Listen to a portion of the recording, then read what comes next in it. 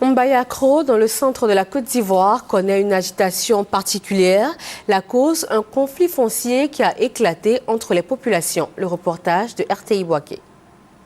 Kwadjo Kwasiko, village de la sous-préfecture de Mbayakro.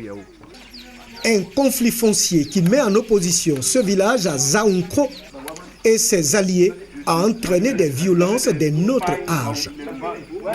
Conséquence, des biens pillés ou volés, des habitations détruites, les greniers brûlés, les enclos d'animaux défoncés et emportés, occasionnant la famine. On dénombre 141 victimes issues de 48 familles et qui sont sans abri. Le village s'est vidé de ses habitants à cause de la peur.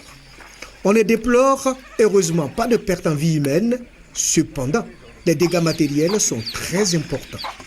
À l'origine de cette barbarie sans nom, un conflit foncier qui date de 2009. Depuis on a commencé à planter notre VA, ça fait quelque chose de 3 ans. C'est aujourd'hui, quand le VA a reçu, ils sont venus derrière nous que la terre les appartient. Il nous est demandé de partager en 3 tiers, que le village de Kwadjo Kwasiko a 1 tiers et ses parents ont 2 tiers. Et c'est là, et je n'ai pas voulu. La version de la population de Zaounkro. Si les jeunes sont arrivés à là jusqu'à attaquer le village, c'est parce qu'à un moment donné, la jeunesse se sentait menacée. Lorsqu'on arrive à Mbayakro, la gendarmerie poursuit les jeunes et cherche à les attraper, les mettre en prison. Bientôt la visite du président de la République dans le IFU et les travailleurs en service pour la connexion du village au réseau électrique n'ont pas été épargnés. Je viens de trouver que tout le monde pleure ici. Tout le monde, chacun cherche à partir. On ne sait même pas, on devait trouver le village même vite.